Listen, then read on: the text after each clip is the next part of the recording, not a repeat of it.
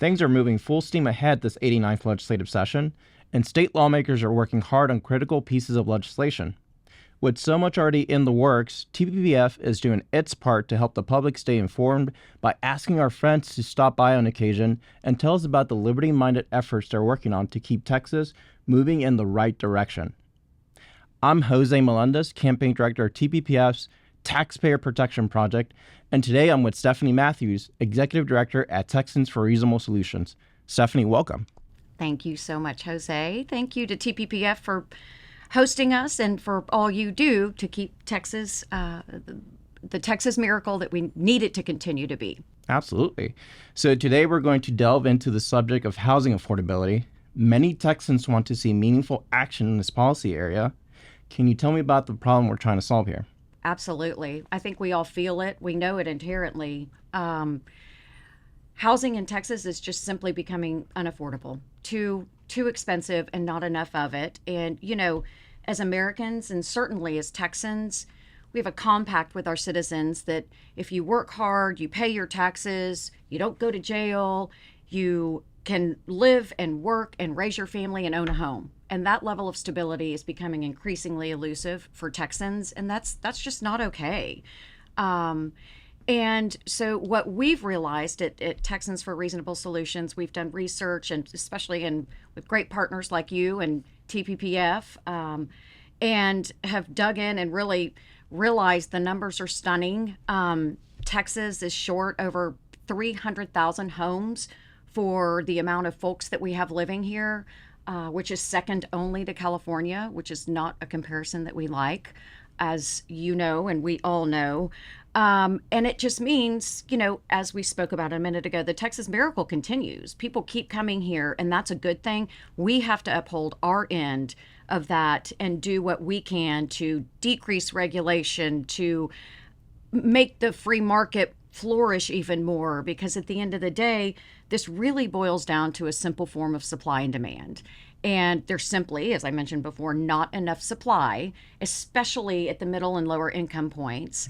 For our hardest working Texans, these are the people that protect us, they educate us, they do the hard work that we all appreciate every day. And the fact that they can't buy or own or oftentimes even rent in a stable way and predictable way is just not who we are. And we're real excited to try to tackle some of these problems this next legislative session, along with our partners like you. Excellent. Well, speaking of legislative session, can you walk us through some of the reforms you're pushing for and describe how those would work? Right. Definitely. Yeah, we're excited about it. As I mentioned before, you know, we often get frustrated with over-regulation and unnecessary bureaucracy, because at the end of the day, this really contributes to increased prices in every way, shape, or form. Housing is no different. You know, the National Association of Home Builders will tell you that unnecessary regulation and delays and permitting contribute 25% of the cost of a home is due to those types of inefficiencies. And so we feel like there are things that we can do at a state level that can try to help alleviate some of these problems, eliminate or maybe decrease some of the bureaucracy that does contribute to increased costs. And then at the end of the day, of course, add supply. Add supply is really how can we do that in a free market, effective, and respectful way of our neighbors. And so one of the first issues is really a focus on sort of our really larger urban areas that are our downtown areas that, particularly after COVID, there's an enormous amount of commercial property that's either unused or underutilized. That includes office buildings. It includes, you know, empty parking lots. It includes perhaps a warehouse that no longer is being utilized. And right now, cities prohibit those properties from, most cities, many cities, prohibit residential housing to be built or created on those commercial properties. And so we believe that this piece of legislation that would allow for residential to be created or built or converted on these commercial properties into, again, residential, would open up like 20% of new space or new land or new opportunities for residential to be built that's not existing right now, which is huge, especially in a state as big as Texas. Florida passed this law a couple of years ago, and crazy, like in 9 months, over 11,000 new units were added to the market. Like, yeah. So you multiply that, if Texas were to do something similar, like that's an enormous amount of residential living that folks could move to. And again, like if you're in Austin like we are, probably that residential downtown would be at a premium, because folks increasingly want walkability, which is something else I'll get into when we move to another piece of legislation. But that frees up the trickle down, frees up in a nearby area, which frees up more in another nearby area. And all of our research shows that when you add supply, just like what we just talked about, nearby rents as an example, decrease by 6%. And so again, if you multiply that as farther out you go, it's remarkable. And so that's really a couple of pieces of legislation fall into that realm, is just sort of this commercial to residential. Back to supply and property rights, and how can we really add more variable housing to the market? That's my term. I made that up. I don't know if it makes much sense, but it's lots of different kind, right? So it's not just the same cookie cutter lot size, for example, which really is this next piece of legislation, which is how can we work with a city's mandated lot size in a respectful way to existing neighborhoods and existing folks who moved and bought where they are now because they liked the culture of that neighborhood and want it to stay the same. And so our approach is looking more towards sort of undeveloped or non-developed areas of 5 acres or more.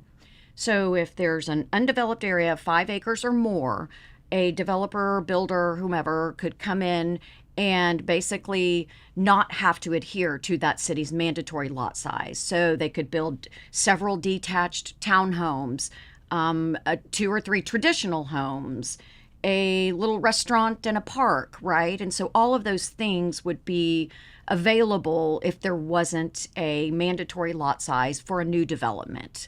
And so we think that would add an enormous amount of not only supply, but, allow for less expensive residential living would be available. I know we all talk about Houston, who doesn't have zoning. And after they passed their zoning reform, where it allowed for variable housing, different lot sizes and different types of home to be built, the average home price went from like $530,000 for like a townhome to $310,000. Now that's not inexpensive, but it's certainly much more achievable and attainable than $500,000. And so that's the idea with this particular piece of legislation, is just adding supply and sort of bypassing probably some cities just a very outdated law that needs to be revisited, and because Texas is growing and changing so much. And then this last one has to do with petition reform. We call it the tyrant's veto. I know you're familiar with this one. And so basically, we're trying to make a very outdated state law a little bit more democratic in terms of allowing for new or changing development. So right now, anybody who is seeking a permit change or a zoning change, there's the ability for your adjacent neighbors to, once they're notified, to petition and say, we don't want you to do that, which, okay, fair enough. Like, we all need to be able to weigh in. That's certainly fair. Right now, it's 20% of those neighbors would have the ability to kill a project, right? And so let's say the developer decides, but I really think this is great, and 80% of the neighbors actually really do want this, and I know they do, and so that developer could go to city council, but he or she would need 75% of that city council to override, which is a lot. And so we really feel like it's very important to have local control, community weigh in, neighbor weigh in, most certainly. But we think it would be more democratic for and property rights friendly for 50% of the adjacent neighbors would have the ability to petition and then take it to City Hall, and at which point it would be a simple majority of City Hall. And so that's the final one, and we've garnered a lot of support for that one, so we're excited about it. Well, that's great to hear. How would you say the lives of Texans are going to be impacted once these measures are implemented and passed? Well, affordability is peace of mind, right? I mean, I know our friend here just bought a home and is super excited, and it's life changing, and but more importantly, it's a preservation of a state that needs protecting, so that we don't become a California, a New York, a place that used to be so celebrated and wonderful, and now folks are exiting for a variety of reasons, not the least of which is unaffordability, and we can't go that direction. And it's also not going to be felt immediately, right? I mean, these are laws that are going to take some while to take effect and really have an impact. But how are Texans' lives going to be improved or better quality is just, again, simply it's a quality of life. It's a quality of life. People want to be able to live in their home and educate their kids and have children and not have to worry about, like myself, I have 2 teenage boys, or one in college, a senior in high school, and then they're going to be wanting, hopefully, to come back to Texas and hopefully near mom and dad and hopefully be able to raise grandkids where we can all be together the way that we grew up, which was such a blessing that we're getting to the point of really is not achievable anymore for our kids and our grandkids. And I don't want them to have to move back in with me as much as I love them. And so we have to work on these issues just for the sustainability of our state and our citizens and young families and the hardest working Texans, for them not to give up and think it's easier to go and have someone else pay my bills for me. That's just not who we are. We don't want to reverse incentivize folks to go to the government for relief. And so we need to be working on behalf of these hardest working Texans so that they too can achieve the American dream. So some people are saying that these reforms wouldn't necessarily fix the housing crisis and that they would in fact change the character of people's neighborhoods. How would you respond to those folks? I'm very familiar with that and certainly understand it and, quite frankly, respect it. As far as fixing the housing crisis, as we just discussed, there is no silver bullet. Like, there is no one thing, two thing, three things. And all of these pieces of legislation that at least we're discussing, it's a both and, not an either or. There are several other fabulous organizations out there that are going to be pressing for some really great reforms as well. And I think we all need to just be working together to put together just some better policies so that we really can start chipping away at this affordability crisis. And so again, it'll be a multitude of solutions that will take a while.